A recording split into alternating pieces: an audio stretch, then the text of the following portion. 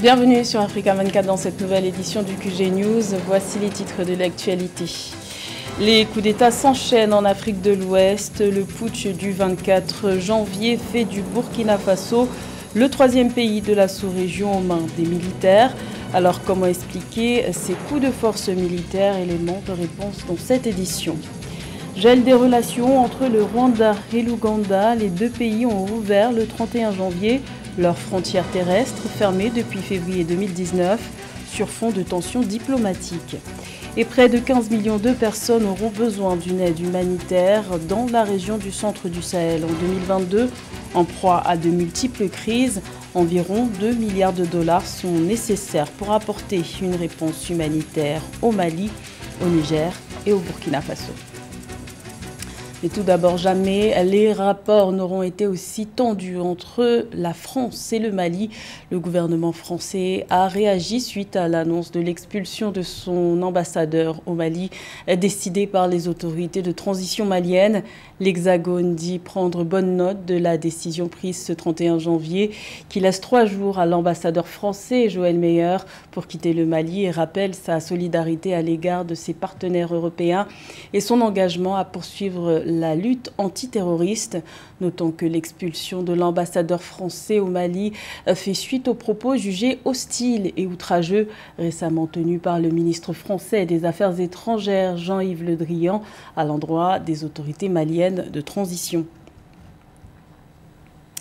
Les coups d'État sont-ils devenus légion en Afrique de l'Ouest? La question se pose après le coup de force militaire perpétré au Burkina Faso le 24 janvier. Il s'agit du troisième putsch dans la sous-région, après ceux du Mali et de la Guinée. Alors comment expliquer cette prise de pouvoir par les officiers? Éléments de réponse avec Zara Mohamed Moutiou. L'Afrique de l'Ouest dans la spirale des coups d'État militaires. Les coups de force surviennent les uns après les autres dans cette région. Le Mali par 2 fois depuis août 2020, la Guinée en septembre 2021 et enfin le Burkina Faso le 24 janvier dernier. Un phénomène de contagion aux multiples causes. Le coup d'État est toujours une affaire de groupuscules militaires, il ne faut pas l'oublier, qui essaient de se donner des habits de l'intérêt général et de s'appuyer sur les gouvernances dites démocratiques. On a l'habitude d'ailleurs de dire que ce sont les régimes démocratiques qui préparent le terrain au coup d'État, mais non. Moi, je dirais plutôt que ce sont les régimes de simulacre de démocratie, des démocraties de façade qui font cela. Les populations reprochent aux dirigeants de la région, comme au président récemment renversé, Roch Marc Christian Kaboré, de ne pas avoir réussi à endiguer la crise sécuritaire. Le Sahel est confronté aux violences attribuées à des groupes terroristes affiliés à Al-Qaïda et au groupe État islamique. Et en dépit du soutien militaire et financier international, le chaos s'est emparé de la région. Je parle ici de régimes qui sont des gouvernements de clans, autoritaires, coupés du peuple, qui marchent sur la Constitution, etc. Ce sont des régimes qui finissent par provoquer dans la population un réflexe de défiance, évidemment, voire de rejet de l'État. Mais il faut le dire, le coup d'État ne permettra jamais un gouvernement du peuple, par le peuple et pour le peuple, ce qui est le fond de l'idée démocratique. Un retour brutal des coups d'État dans le champ politique. Un phénomène qui, pour certains, illustre aussi le faible effet des sanctions imposées par les organisations sous-régionales. Le Burkina Faso, où la junte militaire a décidé ce lundi de rétablir la constitution de 1991, suspendue depuis le coup d'État du 24 janvier. Les institutions ont toutefois été modifiées, ainsi le lieutenant-colonel Paul-Henri Sandaogo Damiba s'est proclamé président du Faso, chef de l'État et chef suprême des armées. Il assure la continuité de l'État en attendant la mise en place des organes de la transition. Notons que le rétablissement de la loi fondamentale était l'une des exigences formulées par la CEDEAO le 28 janvier. La CEDEAO qui, comme l'Union africaine, a décidé de suspendre le Burkina Faso de ses instances. Vers une amélioration des relations bilatérales entre le Rwanda et l'Ouganda, les deux pays ont rouvert ce lundi 31 janvier leurs frontières terrestres fermées depuis février 2019 sur fond de tensions diplomatiques. Une décision importante pour la reprise du commerce. Plus de détails avec Joël Ballot. Près de 3 ans après sa fermeture, le Rwanda a rouvert ce 31 janvier 2022 sa frontière terrestre avec l'Ouganda. Le poste de Gatuna en Ouganda, principale voie de transit marchand, avait été fermé dans un contexte de vive tension politique entre les deux pays. L'initiative du Rwanda entre dans le cadre d'un dégel des relations entre les deux nations qui s'accusaient d'ingérence politique.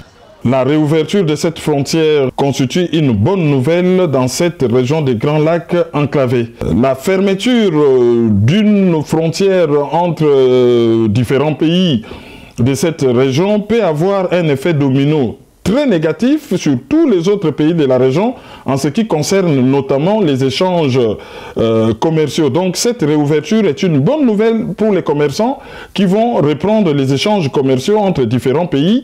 Les deux pays, depuis mi-2019, s'accusaient mutuellement de tentatives de déstabilisation de leurs régimes respectifs par des actes d'espionnage, de violence armée et d'embargo. Ainsi, la réouverture de la frontière terrestre permet de rétablir les relations et de donner un accès aux produits ougandais au marché rwandais.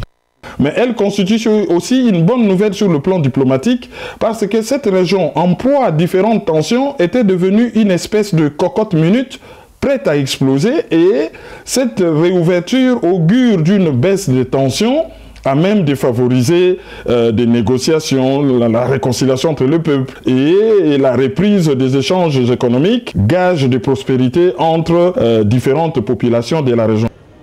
Avec la réouverture de la voie terrestre, les deux pays vont pouvoir relever le transit marchand. Rappelons qu'en 2018, les exportations ougandaises vers le Rwanda représentaient plus de 211 millions de dollars, tandis que les exportations rwandaises vers l'Ouganda étaient de l'ordre de 13 millions de dollars. 15 millions, c'est le nombre de personnes qui auront besoin d'une aide humanitaire en 2022 dans le centre du Sahel et plus précisément au Mali, au Niger et au Burkina Faso. Selon le coordinateur des secours d'urgence des Nations Unies, c'est 4 millions de plus qu'il y a un an. Cette situation résulte d'une conjonction de plusieurs crises. 2 milliards de dollars seraient nécessaires pour y faire face. Les explications de Amenej.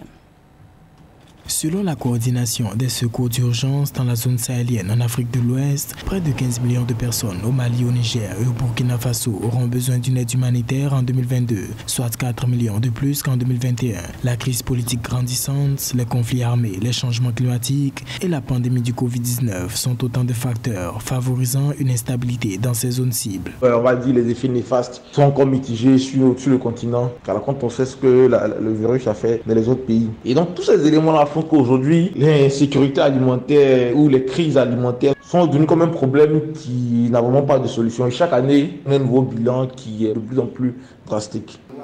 Une réponse humanitaire chiffrée à 2 milliards de francs CFA s'impose pour le Mali, le Niger et le Burkina Faso. Appelant les pays concernés à miser sur une forte résilience, Martin Griffiths, secrétaire général adjoint aux affaires humanitaires et coordonnateur des secours d'urgence, a affirmé avoir débloqué 54,5 millions de dollars en 2021 pour combler le déficit de financement. Mais les attentes sont de plus en plus grandissantes. Une recrudescence d'attaques violentes dans toute la région a entraîné l'année dernière le déplacement de près de 500 000 personnes, sans compter les chiffres du mois de décembre 2021 qui ne sont pas encore connus.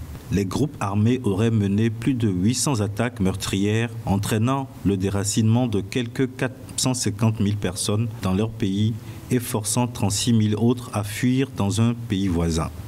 À ce jour, les réponses apportées à la crise humanitaire au Sahel à fin 2021 avoisinent les 700 millions de dollars de financement, avec le déploiement de 7 millions de personnes issues d'organisations humanitaires, loin de la moitié des besoins réels. Dans le reste de l'actualité, l'Organisation mondiale de la santé tire la sonnette d'alarme concernant la gestion des déchets médicaux qui constituent un risque pour la santé et pour l'environnement. L'OMS a appelé ce mardi 1er février à prendre des mesures pour réduire notamment l'utilisation des gants qui s'est accrue avec la pandémie de Covid-19. Des équipements expédiés pour lutter contre le coronavirus ont produit plus de 144 000 tonnes de déchets supplémentaires. Une hausse considérable, notamment pour le continent africain qui manque de système de tri de déchets.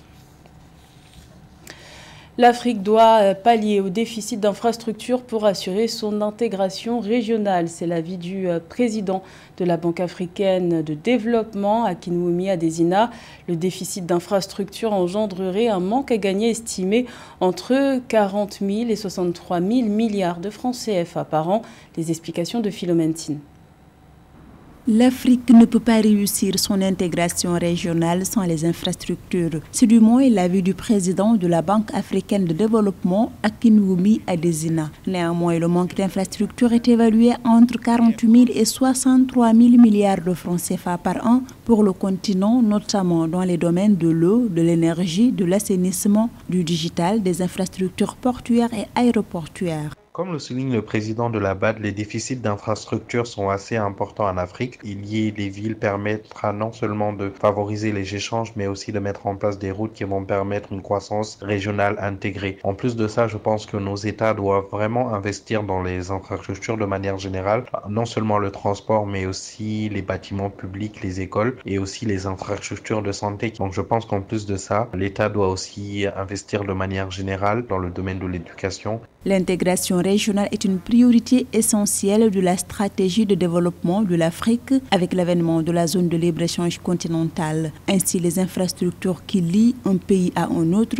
devraient faire bénéficier les économies du continent des opportunités offertes par un large marché régional. L'idée aussi importante de ne pas négliger les autres secteurs, notamment le secteur de l'agriculture, car on sait que la faim est l'un des problèmes majeurs de nos continents, tout en gardant aussi un point de vue important le fait que développer les infrastructures permettra de renforcer les échanges et permettra aussi de développer certains secteurs de manière corrélaire. Pour le responsable de la Banque africaine de développement, les infrastructures sont un facteur de création de richesse. Il ne manque pas toutefois de souligner la part active que le secteur privé africain doit jouer dans les projets d'infrastructures dans le cadre de l'intégration africaine. À noter que le privé africain ne participe qu'à hauteur de 10% à la réalisation de ces projets. Et un mot de sport avant de conclure cette édition avec la première demi-finale de la Coupe d'Afrique des Nations de football qui se jouera ce mercredi 2 février et qui opposera le Burkina Faso au Sénégal. L'autre demi-finale opposera l'Égypte au Cameroun, pays hôte, le 3 février. C'était le journal de la rédaction. Merci de l'avoir suivi. L'information continue sur Africa 24.